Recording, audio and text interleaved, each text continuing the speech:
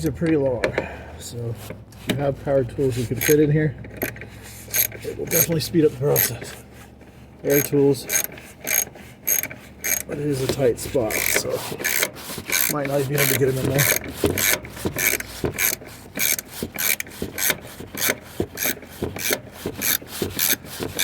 We will eventually tighten. There we go.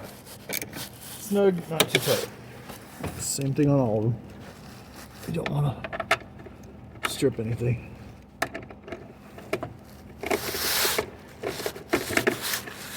Tight enough they're not going to fall out. Not so tightly stripped. You can use the torque wrench if you really, really want to be careful about it.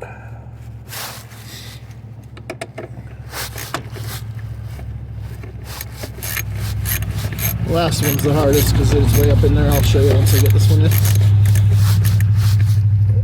Where I gotta get my hands is pretty tight fit, that's for sure. That's why you pull the bumper if you want to take the extra half hour, pull the bumper. There's a lot of bolts. If you have air tools, you do it a lot faster and it's worth it. You can get in there a lot easier. But there was enough access where I felt like I'll just go for it this way. And snug, but not too tight again. Last one is up there on the top.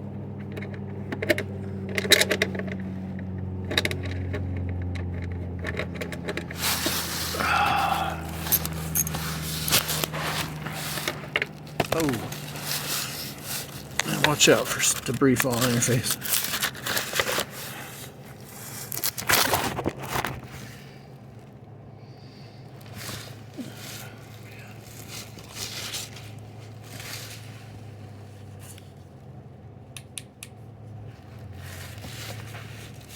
Headlamp can come in really handy when you're working on this. This one is difficult. Trying to get two hands up in here is just not easy at all.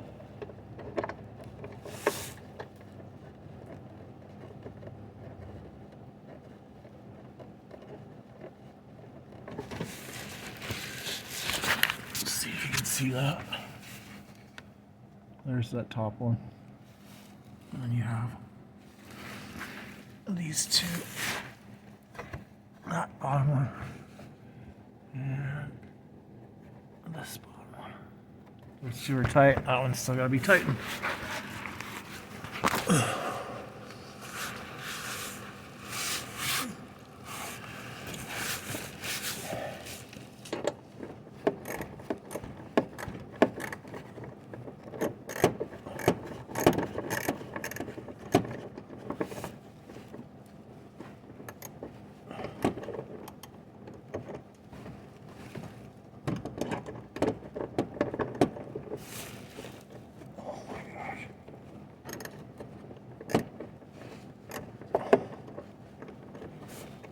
Not easy to get both hands up there.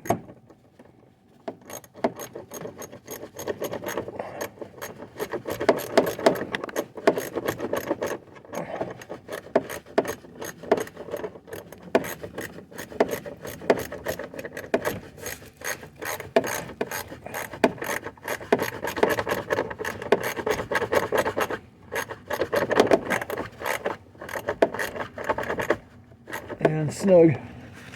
Not too tight. A little tighter. It's not going anywhere, that's for sure. Okay. So now you can't even see. This is back in. You can't even see where the water pump is. Maybe back up in there above it. But it's really tight. You can't get up there without taking this thing out. So I had to take it out. Now we button this thing back up. Put all these plastic parts back where they belong. You have to kind of tuck some of them in. Remember to use the same length securing screws, bolts where they came out to hold your shields in here. splash guards. And don't tighten these too tight at all. They strip very easy. You'll feel it get snug, and then just a tiny bit more than that, and you're good. Don't want to go any tighter because these strip out. It's you gotta replace it. And this plastic tucks up under. Want to make sure you tuck it up under there. That's part of what holds it in.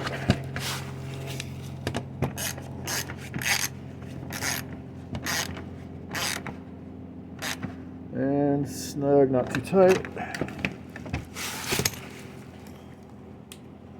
have one or two more bolts here.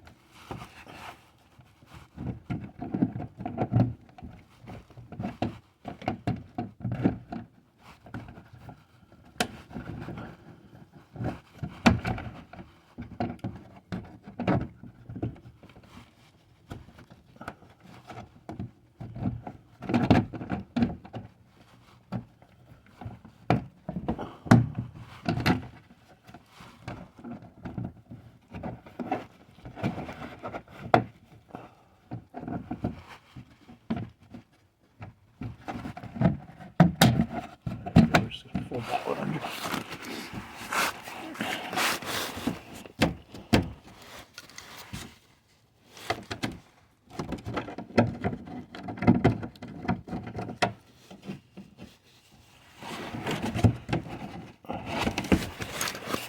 It's probably the hardest one because I did not jack up the vehicle.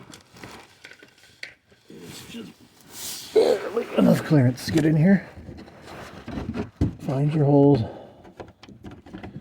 See if you can line them up and get one of these bolts in to hold the skid plate up.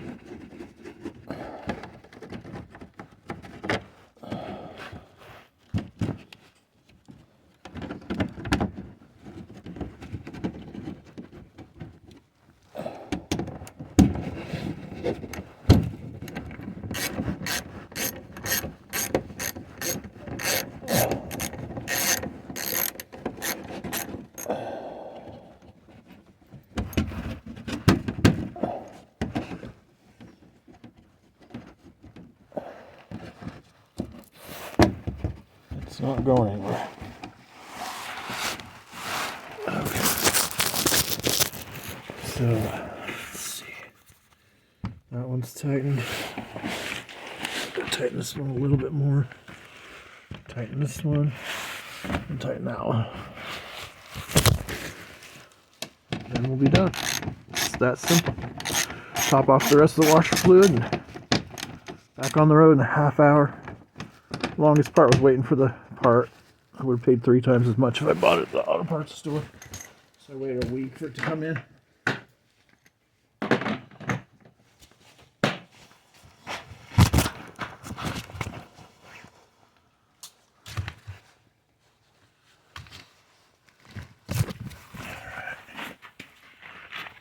We're just going to finish topping this all the way off.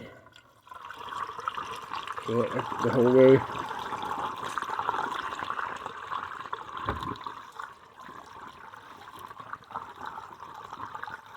These will take over a gallon. I think it'll take a gallon and a half. We're just going to do the whole gallon for now.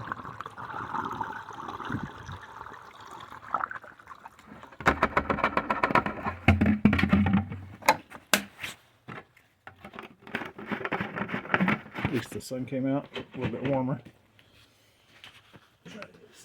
You can see these are the lines that hook to that other end of that pump down there. They come up and go through the hood to the windshield wiper blades. I think there's just one. Some vehicles will have 2. Sometimes they run through the wipers, like up through the arm. Go ahead and test it one more time. You can look down here, see it is wet down there, but there's no leaks, there's no dripping. Good sign.